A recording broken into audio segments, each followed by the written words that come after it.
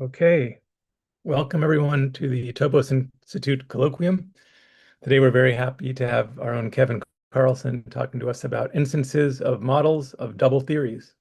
So please, Kevin, whenever you're ready.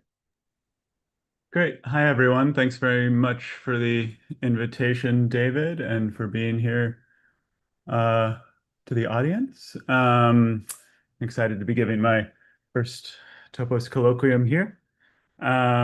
Please interrupt at any time with clarifying questions as I go. And otherwise, I'll be telling you something about instances of models of double categorical theories. As you likely know, we do some software at the Topos Institute as well as math research. But this will be a math talk, not a software talk.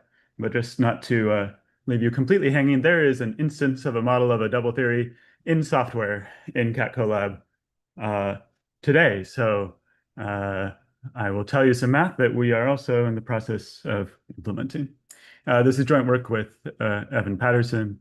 All errors and unclarities, of course, are due to me.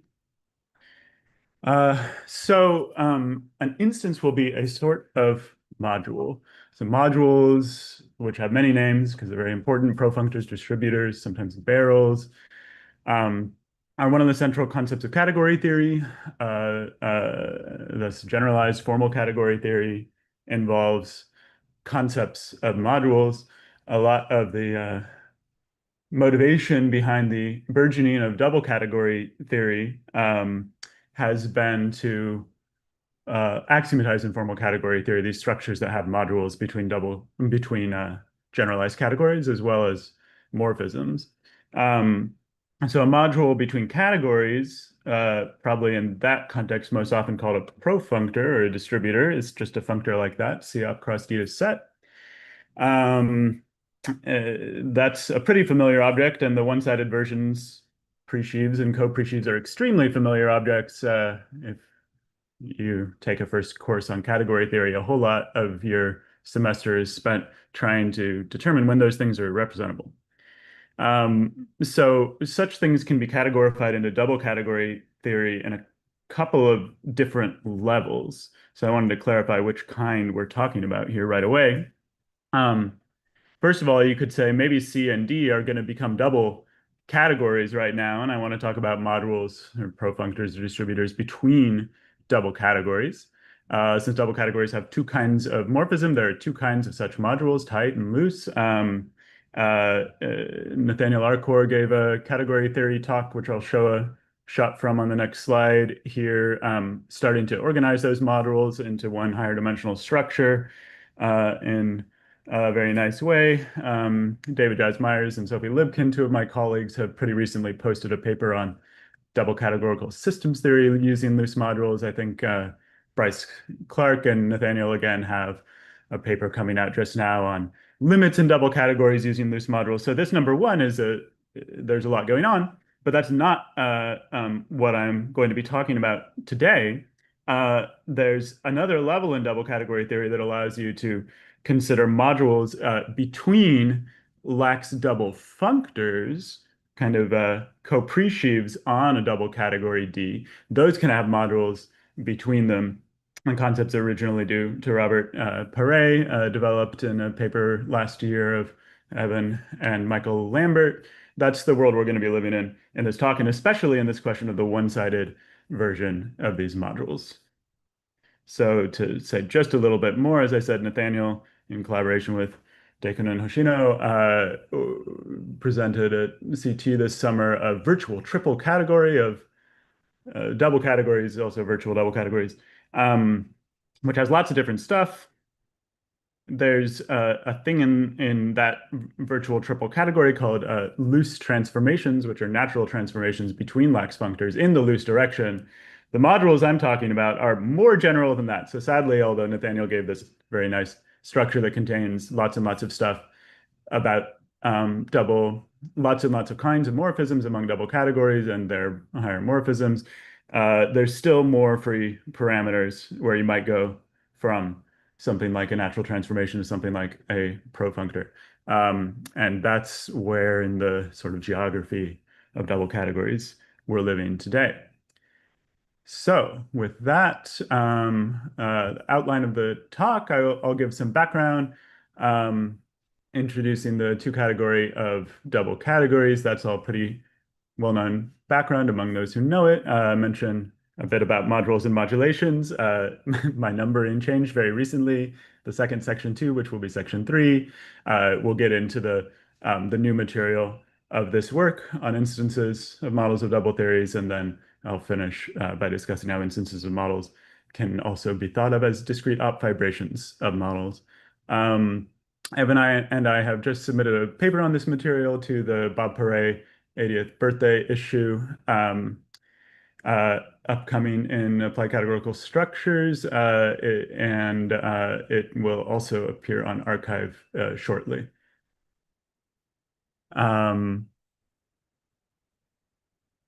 Great, and Nathaniel makes a clarification. I wasn't, since the paper hasn't appeared on this virtual triple category yet, it looks like I said something not quite right about that virtual triple category, which is great. Hopefully this all packs into the same box just nicely. Lovely. So unless there's anything else, let's get into it. Okay, so I'm going to introduce the two category of double categories in a little bit of detail to give you, if you don't want to take away too much about the new material in this talk, maybe you're newer to double categories, you can take away one of the broader important facts about the theory of double categories, which is basically that this two category exists and that you can define it in a reasonably short space. So I'll be a little more detailed about this than you might otherwise expect. So first definition, a double theory, I realize I changed for contrast just before the beginning of the talk. I changed my background to black, and so these slides should be labeled with things like definition, proposition, theorem, but that's in black text, so I'll try to pronounce those. So definition, a double theory is a small strict double category, D. Since we're talking about strict double categories, this is really just a category object in the one category of small categories. Notationally, it looks kind of like this. There's objects, there's morphisms, which compose strictly associatively. There's loose arrows. In this case of a strict double category, the loose arrows also compose strictly associatively and unitally. And there are cells between the loose arrows and tight arrows. So you have a category, so this is a category object in cat, right? So you have a category of objects and tight arrows. You have a category D1 of loose arrows and cells, and they're related to each other using the usual definition of a category object. So that's a double theory, and we use this terminology thinking about a double theory as like a categorification of a Lawvere theory. We're going to think about its models in a categorical logic-inspired manner. Double categories can have finite products in a way that is rather simple.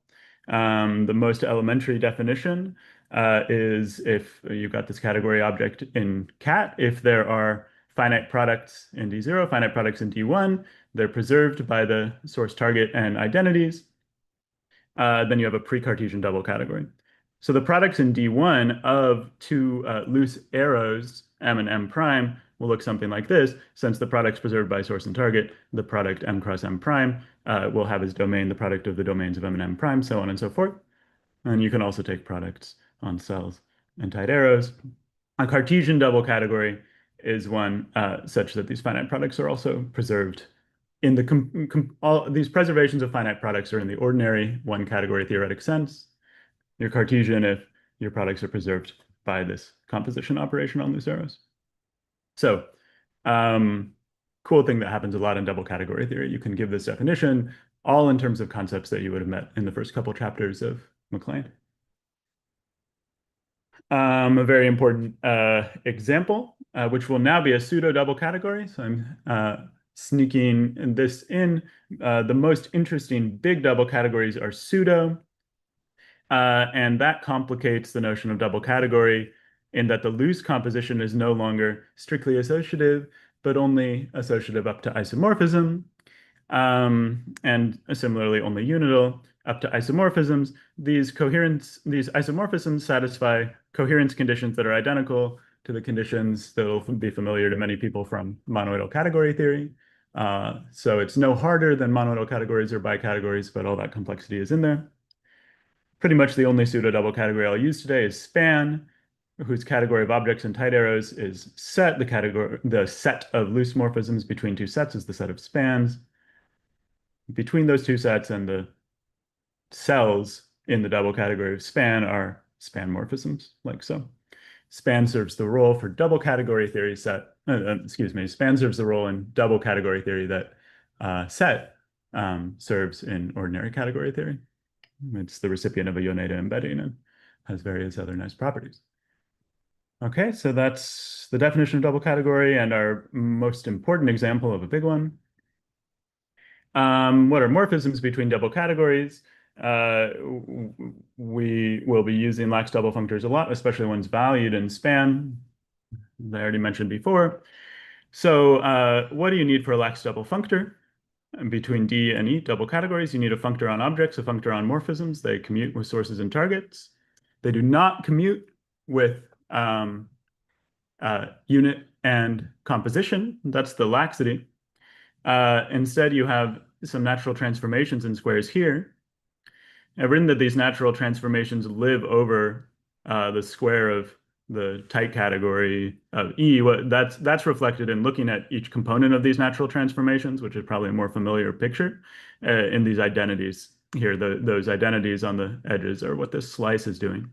So you have laxators, which say that if you compose the images of two loose morphisms under F, you get a map into the lax morphism F applied to the composite. And similarly, for unitors over here, a lax respect for the loose units. And there are only two axioms. I've scribbled in here. You probably won't see this if you're looking at the presentation live, but you could zoom in if you like. I'm just kind of trying to write down full definitions here so you can see exactly how big they are. You probably, if you don't already know them, won't learn them at this exact moment. But there's only two axioms. Laxators and unitors play well with each other, and you could imagine what happens if I want f of m, then f of n, then f of p. There's two different ways to apply laxators to get f of m, then n, then p, and of course those two ways need to be the same. And that's it. That's what a lax double functor is. And a very cool thing is that you can often upgrade from definitions for plain double categories to definitions for Cartesian double categories very cheaply. It's much cheaper to add the Cartesian thing in terms of definitions, but the examples and results you get are often, you get more payoff in terms of the interest of the examples than you put in terms of the difficulty. So all you add for the definition of a Cartesian lax double functor is that these two functors preserve those finite products that we asked for in D0 and D1.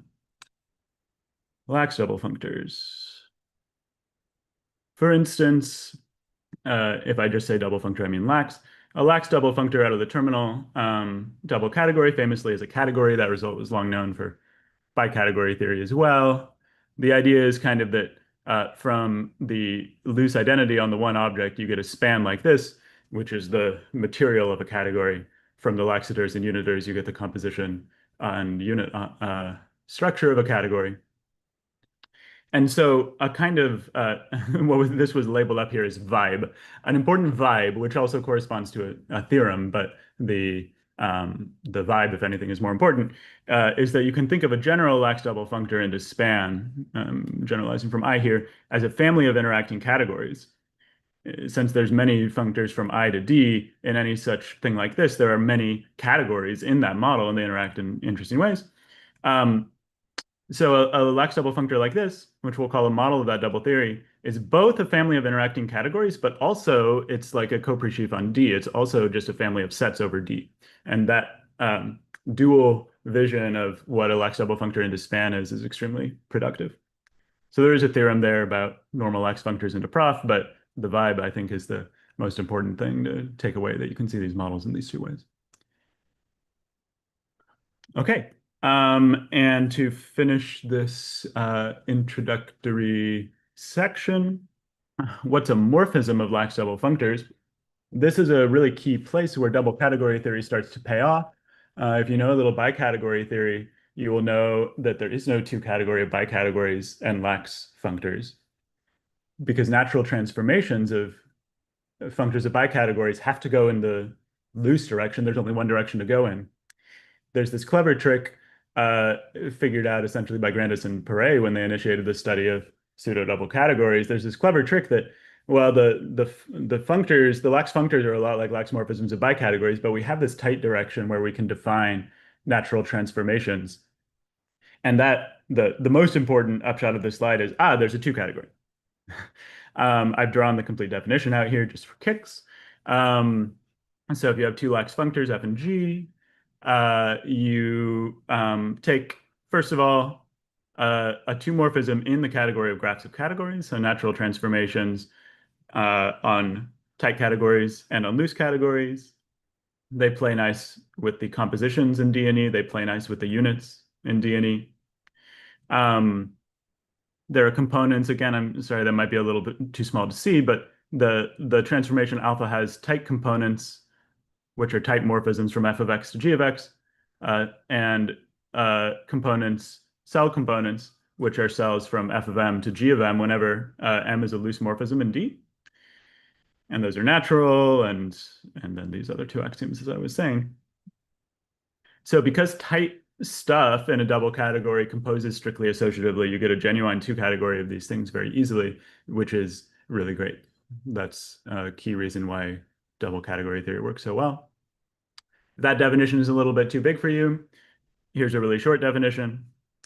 If tight is the walking tight arrow, so a double category with two objects and one tight arrow between them, then a morphism of lax double functors is just a lax double functor D cross tight to E. So you can do this interesting kind of homotopy theoretic looking thing, and we'll see that sort of pattern again with the higher structure. What else? I think I might have... yes, right. I did not forget anything here. It's really true that a morphism of a Cartesian lax double functors is also just a morphism of the double functors. That's a familiar phenomenon from finite product preserving functors of ordinary categories as well. So this is great. This is the simplest notion of morphism between lax double functors. There are lots of others. I showed some of them in Nathaniel's slide up a little ways. But this is the most fundamental notion, a strict tight natural transformation if you want to add all the parameters. So that's the two category of double categories. And ain't she great? Any questions up to there before we start to zoom in on the objects that'll be more central to the new paper?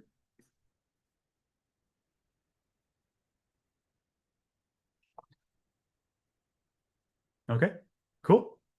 So modules and modulations, as I was saying, lax double functors are, from one point of view, lax double functors mostly into span, but I'm writing this definition for lax double functors with an arbitrary codomain.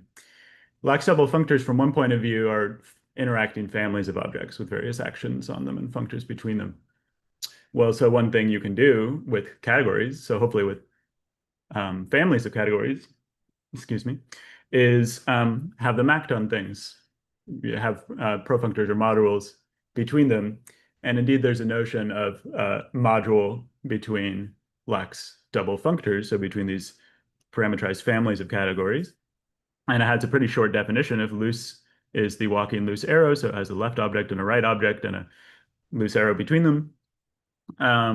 Then if you have two lax double functors f and g from D to E, and you have a lax double functor d cross loose to E that restricts to f and g on endpoints, again, it looks like the definition of a homotopy, if that's familiar material to you, then that's what a module between these lax double functors is. That's a pretty nice short definition, although it doesn't tell you exactly how to check that you have one or how to build one, but at least you can carry that around in your head. And it's analogous, seemingly analogous to the definition of tight transformation in terms of a lax functor out of D cross tight that I said a minute ago. Somehow a module is actually much richer, though, because of there's more laxators in a functor like this than in the other one. Okay, you can have a Cartesian module. I'm doing this all in parallel just because, it doesn't add very much. So hopefully that's not too bewildering. You can have a Cartesian module if you have a thing like this that preserves the existing product. So the walking loose arrow is not Cartesian, but D cross loose has products over the left-hand object, the right-hand object, and the walking arrow. If you don't change basically the loose coordinates, you can take products. And so if you preserve those products, you have a Cartesian module. And wow, these definitions are so compressed, I can just keep going up to a modulation. If SQ is the walking square double category, then you can consider a lax double functor D cross square to E.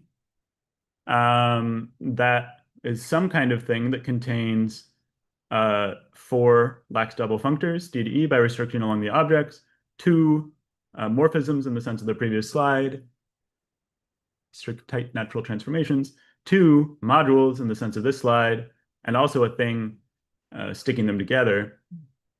So the modulations are kind of the top dimension of everything. The top dimension of a higher morphism among double categories. So we really pretty much reached the summit of the thing of double categories here. There's one important missing detail that I would really want to define multi-modulations if I were outlining the entire thing of double categories. Multi-modulations have multiple modules in the domain and give you a virtual double category of lax functors D to E. Which is very interesting and important, but is not going to be relevant for instances today. So that's modules and modulations. Here's a little explication of what's in a module. So you've got a module that's a functor f cross loose, but you could write it this way as well as a kind of pro thing from f to g. So by restricting the module along the two objects, we know we've got a sort of disjoint union of f and g here. And then what else do you have in here? Well, in taking the product of d cross loose, basically the only new thing that comes up is d cross the walking loose arrow, L. And so essentially all the new material that shows up in a module is a functor, another functor d1 to e1 that looks like this. For any loose morphism in D, you get a loose morphism like this from f of x to g of y. So it has this kind of funny diagonal shape. It crosses all the way from f to g, unlike you're familiar with natural transformations.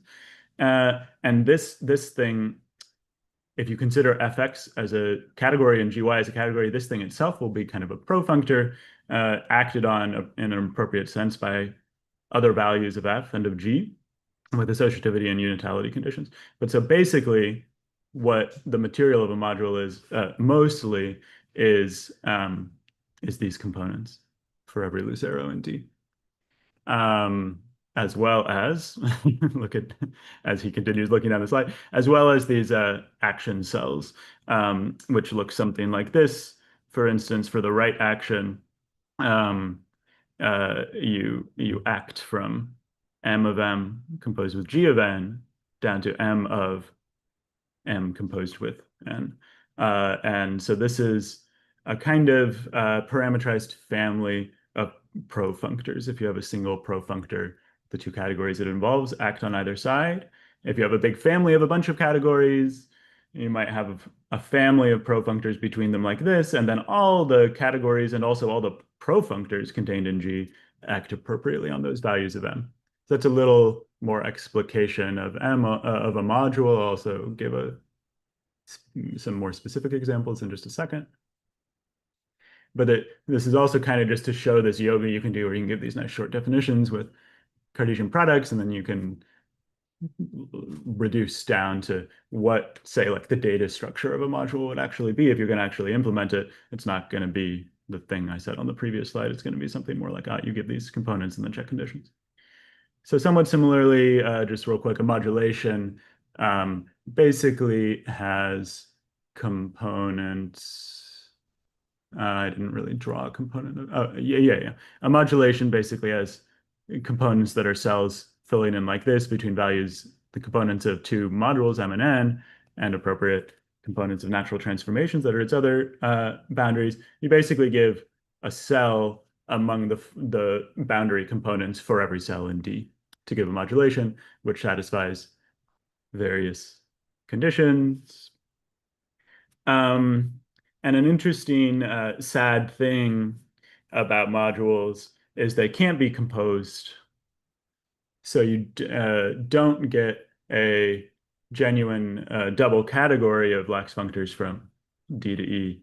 And I mentioned briefly this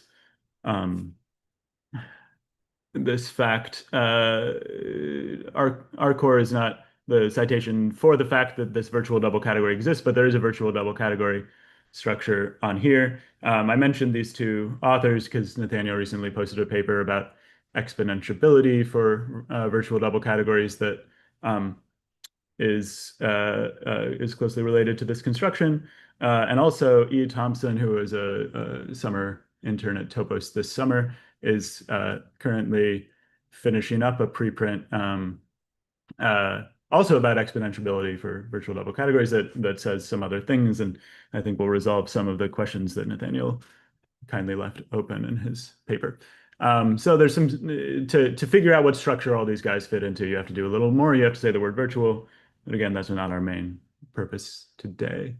So let me take I've got 2 or 3 more minutes to say some examples of modules and modulations, and then in the back half we'll move into the stuff about instances and discrete operations.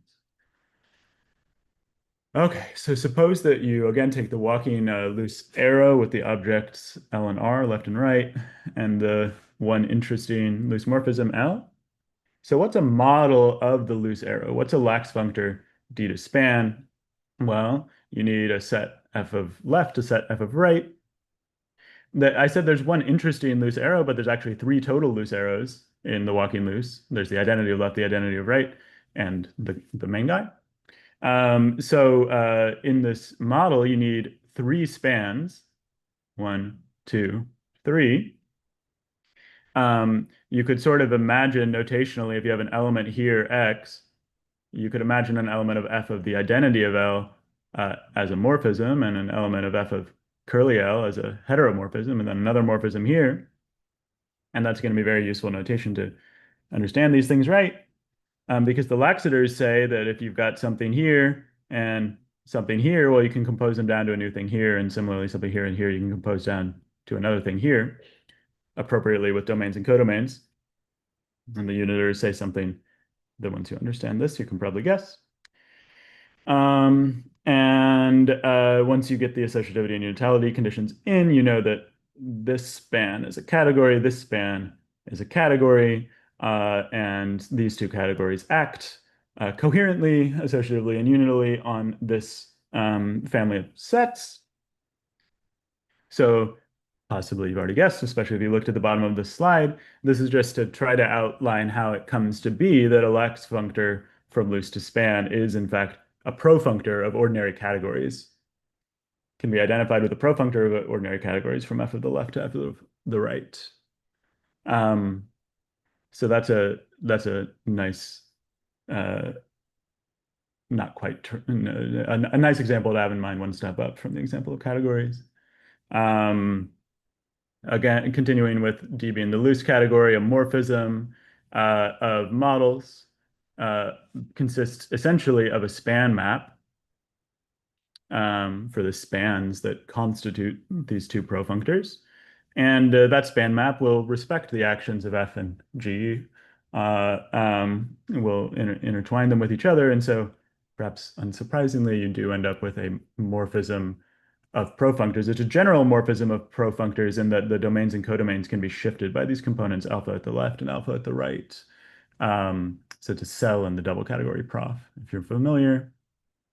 A module between 2 profunctors, F and G, is kind of interesting, not completely obvious. There's a lax functor from loose squared to span, which gives you a completely lax square of profunctors. Completely lax in the sense that there's the two outer routes around and the diagonal route around, and none of those coincide. We have a co-span of natural transformations filling that square in. You can draw a kind of similar picture of what a modulation is. So that's some examples with the theory of loose arrows. And let me, because this is a really interesting example, let me say also a little bit about a Cartesian example. So PROM stands for promonoid, is a Cartesian double category theory. It's the theory of a monoid in the loose direction. So you could almost figure out from those words what has to be here. You need an object for every natural number n. It's Cartesian, so x to the n exists now. You've got a loose arrow x to the n to x that is like the n-fold multiplication of the loose monoid, right? And because it's a monoid, you have some equalities like this corresponding to associativity. So this is completely associative in the loose direction, but taking lax functors out will still be interesting because a Cartesian model of this theory is a multicategory, a planar multicategory in the original sense. You have a lax functor that's Cartesian from prom to span. M sends x to a set of objects. M sends these generating loose morphisms, Pn's, to spans like this from n objects of M to a single object of M. That sounds a lot like multimorphisms. Blah, blah, blah. Laxators give you composition. Unitors give you unitality, associativity. You have a multicategory. And morphisms of these guys will also be multifunctors. Let me not say any more on that. Modules between these guys are kind of fun and silly. What's a module between two multicategories is actually something that is a bit tricky to define when you sit down to define it, although several people have done it. Tabuada and Krotwell-Schulman deserve mention here. But it's not super obvious, basically, because multicategories don't have an opposite. The opposite of a multicategory is a co-multicategory. So you can't be like a functor M up cross N into set. The definition we get here, which I think is a good one, is that you have multi-heteromorphisms or heteromultimorphisms from a bunch of M's to an N.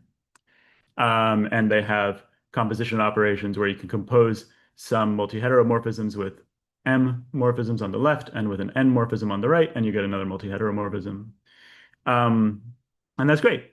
And as I say, this kind of thing is, if you could define a multifunctor M op cross N to set, which I don't think you can, since again, multicategories don't have opposites, this is still not at all what one would look like. Because you would get like a set for a single M and a single N, and that's not what we get here. So there's something, it's a pretty non-trivial definition being generated here from the formalism, which is cool. And great, that's my examples. And now we're on to instances. Oops. Any questions up till now? Very good.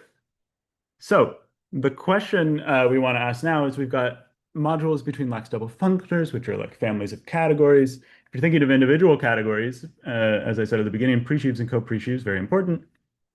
You can recover them as modules to and from the terminal category in that case, right? That's just a functor C op cross I to set, which is just C op to set, I cross C to set, C to set.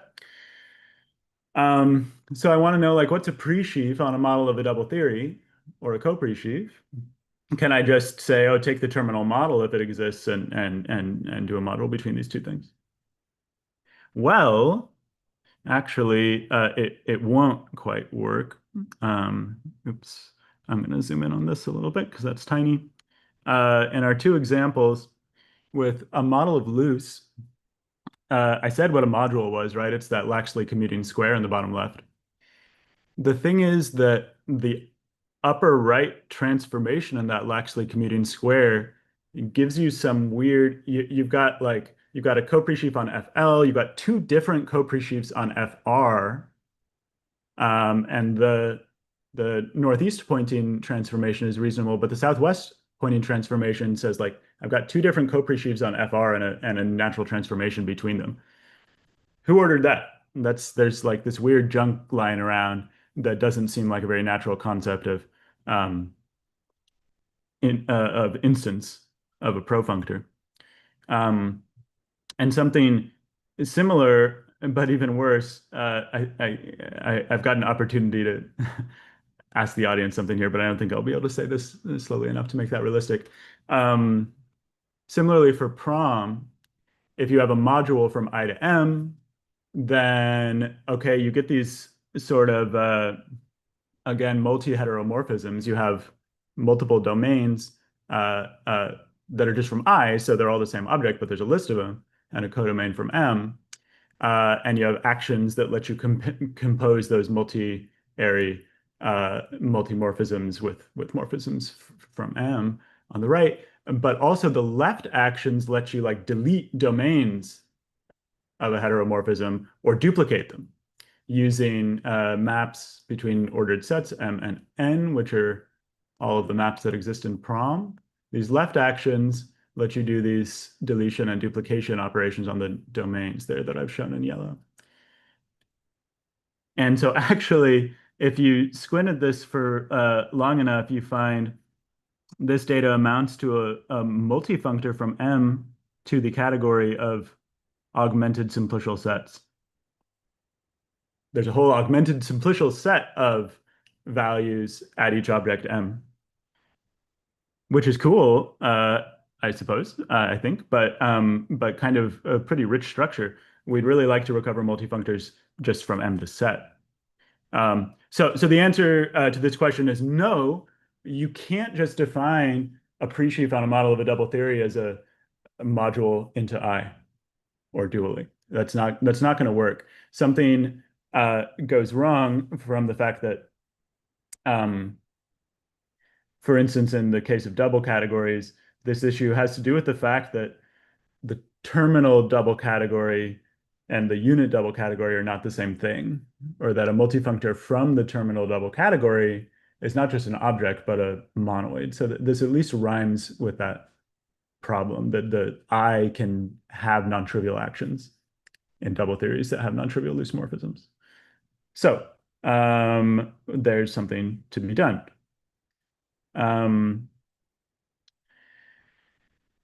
And we'll just give a definition that fixes that and see how it goes. An instance, by definition, of a model of a double theory is a module out of I. So I'm doing like co-presheaves, and that's all I'll focus on for the rest of the time. You can dualize all this theory for modules X to I. An instance is a module from I on which I acts trivially, so that those arrows that we said were giving weird actions on the previous slide, we're just going to say those are identities. I acts trivially. I is really being a terminal guy. It shouldn't be doing anything interesting. So in particular, in that triangle, that shows that in this triangle, if this is going to be an identity, these guys better be the same. So that's going to start to collapse a whole bunch of information very rapidly. H of some loose arrow M, well, M equals the identity of Y because D is a strict double theory. And so then by this equality, that's the same as H of id Y. So we don't have to really give values of H on every loose arrow anymore like you do for an ordinary or a two-sided bimodule. You really only have to give components of H at an object. So there's this dimension collapse, which is a key thing, about the theory, I think. If you keep thinking about that dimension collapse a little bit longer, you'll find this component-wise definition of an instance. You have, for every object of D, you have a span from I, or just a set over X of X, H of X. I called it a functor here because there's also the action of tight arrows. You have a natural transformation like this, whose components give you an action of what I think of as M-colored heteromorphisms in X on elements of H, moving you over to elements of H at Y. And there are associativity and unitality constraints. And if you want a Cartesian instance, you ask for the X components to preserve products. There's nothing more to ask. Okay, so this is kind of the real go-to reduced definition of instance. For every object, you have a set over X of X. For every loose morphism, you have a cell like this, satisfying some axioms. That's our proposed definition. So for example, if we go back to loose, then an instance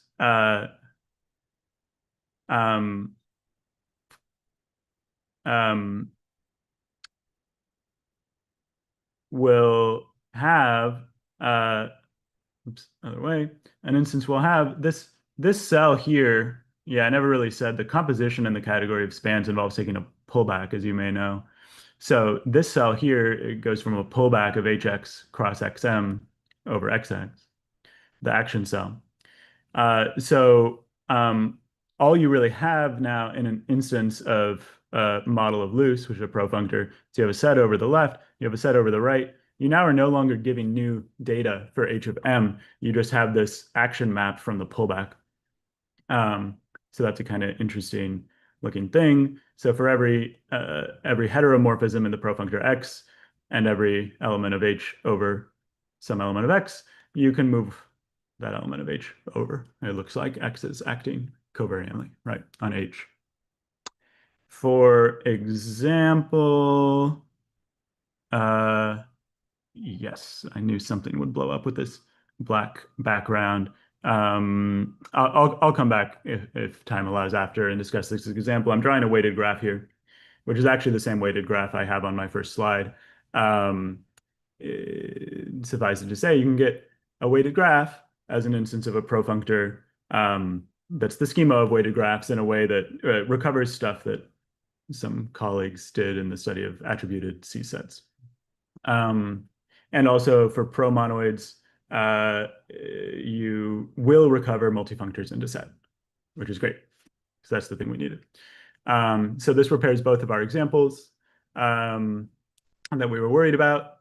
I also have an example in the paper that I don't have time to explain now that recovers algebraic profunctors, which is this really cool database theory thing that I missed Schultz. Spivak, Schultz, Wisknesky, and Vasilakopoulou wrote a paper in 2016, I think, on algebraic profunctors, which model databases that actually have algebraic operations on the columns where you can actually add numbers together and stuff in a database.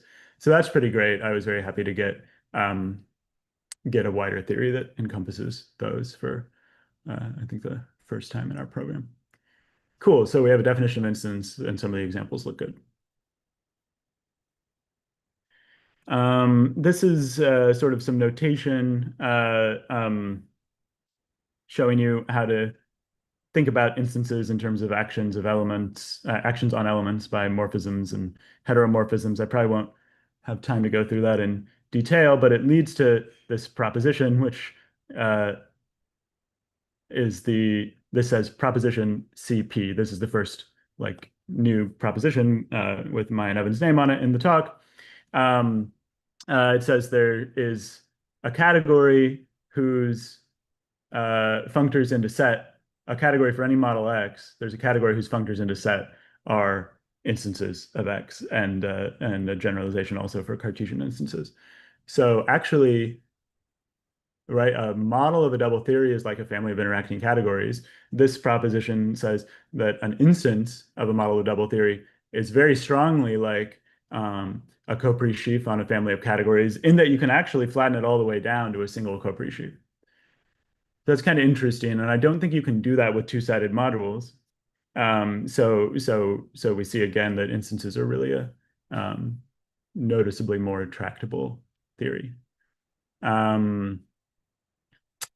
Great. That is instances. I'm doing pretty all right on time. Any questions before my last chunk?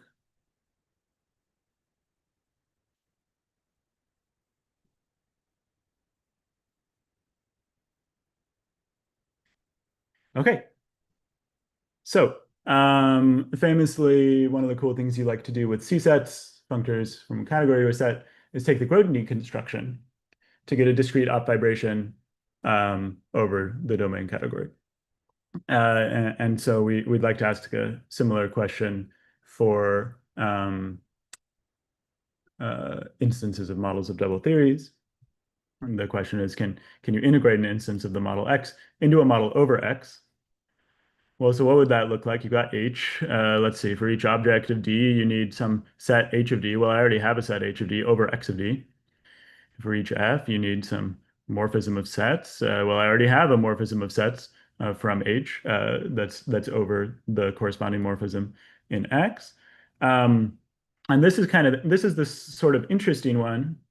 I don't have a set called H of M yet, right? Because we reduced that out of the definition of instance. But I have a correct choice definition of H of M coming from, again, those action cells in an instance, which say that for every M-flavored heteromorphism in X and every object of H over there, and then I have a map from the pullback down. Those are the action cells in H. And that set lives in the right place for a value HM of an integrated model.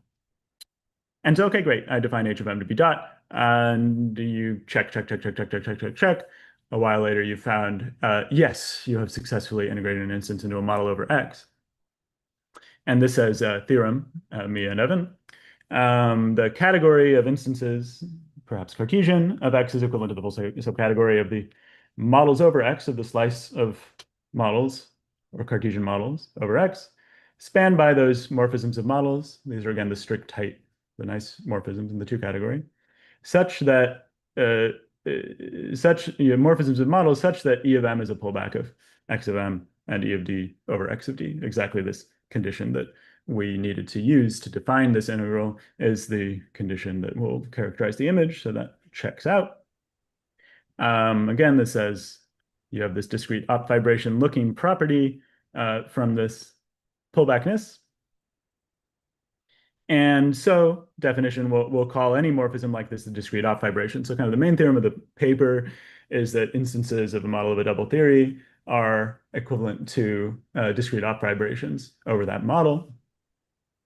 I mean, you asked me to interrupt you when you had just a few minutes left, so just letting you know you have 3 or so until you hit questions. Great, thanks, David. Okay, so there is this Grothendieck correspondence elements correspondence, however you like. And some examples, discrete op vibrations of categories as models of the trivial double theory are the thing that I've just, are the classical notion, excuse me. This pullback square in the double theoretic definition corresponds to this pullback square classically. And if you squint at that for a second, you can see that is the classical definition of discrete op vibration. Discrete op vibrations of multicategories are, again, the thing you might guess. I think Tabuada says this definition somewhere when he's studying vibrations of and op vibrations of multicategories. If you have a multimorphism in X and you lift all the domains, then there's a unique way to get a lifted multimorphism in the domain. So this is not, this concept for discrete op vibration of multicategory I don't think is novel in itself, but I do want to note this is not the representable discrete op vibrations in multicategories, which is kind of important. The representable discrete op vibrations are not as, well, at least they don't correspond to multifunctors in this set. I think it seems like they're not the right notion for multicategories.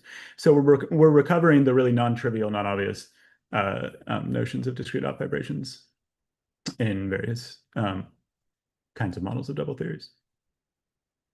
So this says proposition me/Evan/folklore. It's sort of, won't surprise anybody. The category of models of a double theory and their morphisms, that's a locally finitely presentable category, similarly for Cartesian models.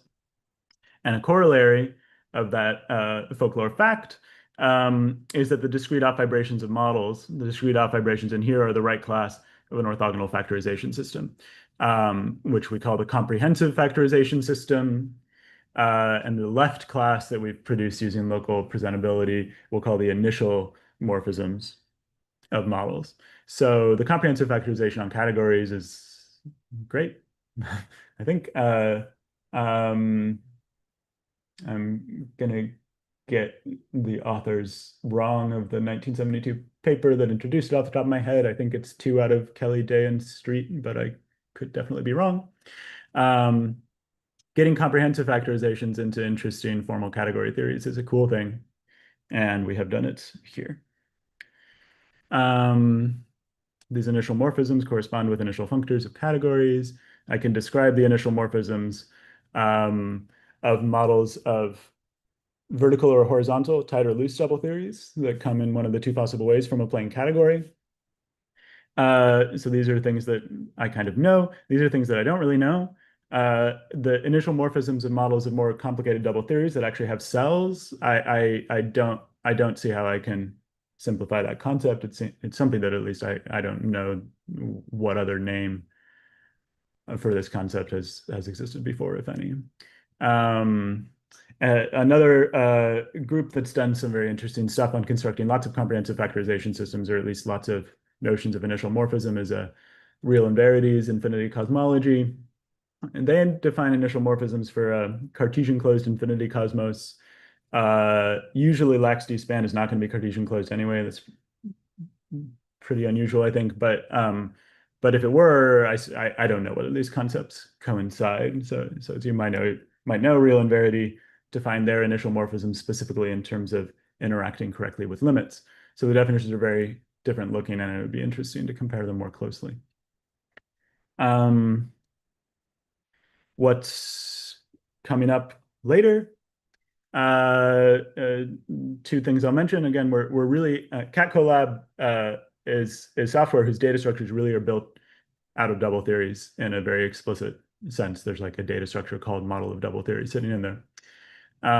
As I showed in the image on my title slide, you can put some instances into CatCollab already. The way that we define them is you have a model X, and you just define a morphism into X, which we call a diagram in the model.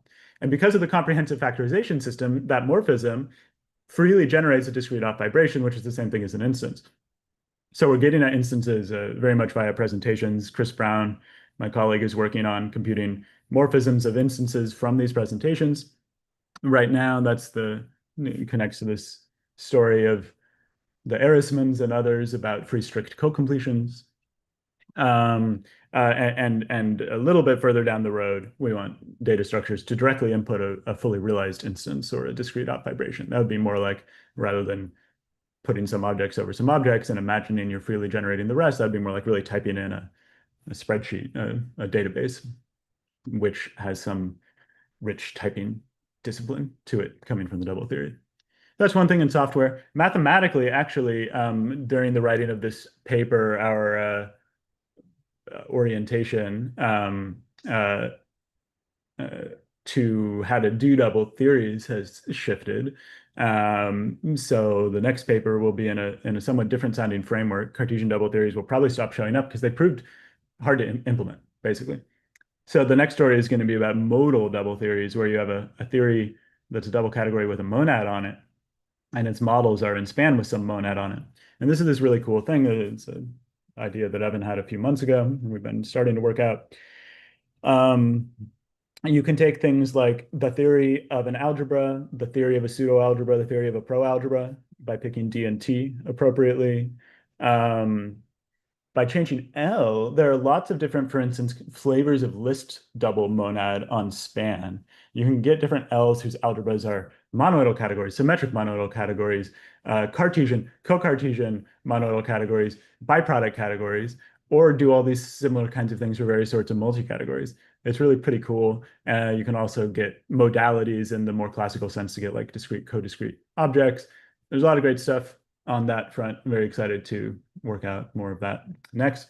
And modal theories actually already are in CatCollab. So if you build a Petri net in CatCollab, which you could do today, you're actually building a model of a modal double theory. So software is getting a little bit ahead of the math, as it often does.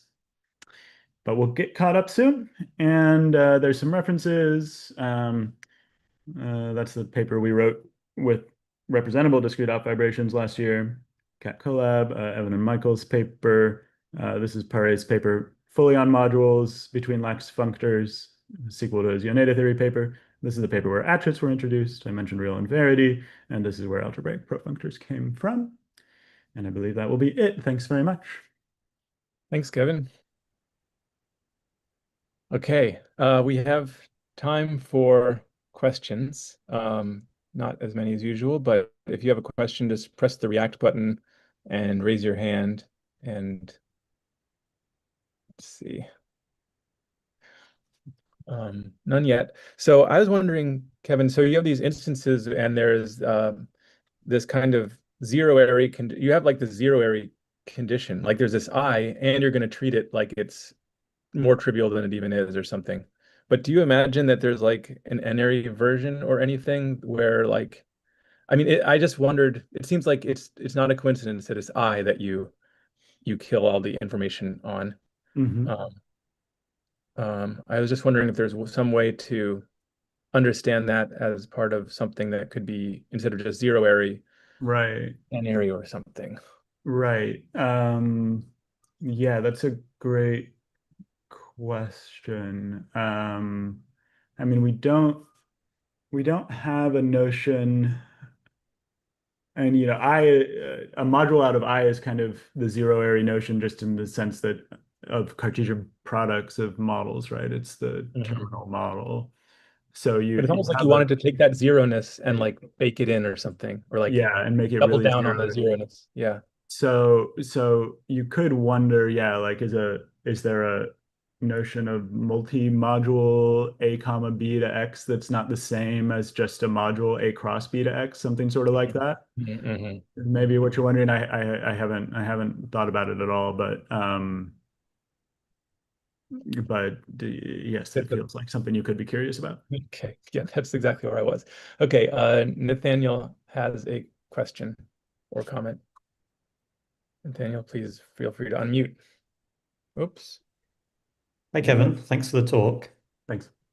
In the classical setting of the correspondence between pre-sheaves and discrete vibrations for categories, this is an instance of a two-sided variation. And this correspondence is sort of witnessed by tabulators in the double category of categories and distributors. Mhm. Do you know whether anything like that holds in your setting? Do you have a two-sided construction, and is it witnessed by tabulators or something similar?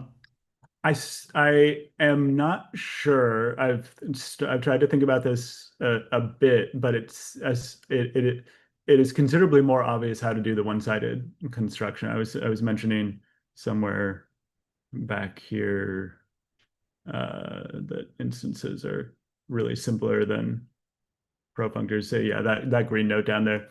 Um, I do not see how to do a two-sided construction. Um, I do not know whether there are tabulators in the virtual double category of models of a double theory. I don't think I know anything about that in general. So it's a good and very natural question. Um, it seems uh, at least a bit harder, but it seems at least plausible that it's possible. Yeah, that's kind of a very natural next question.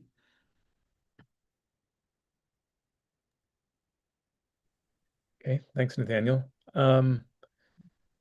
Unless there are other questions that emerge as I'm speaking slowly, um, let's thank Kevin again. So thanks again, Kevin. And we will end the live stream and the recording, and anyone who wants to stick around and ask a few more questions can do so. Okay, let's see. Stop.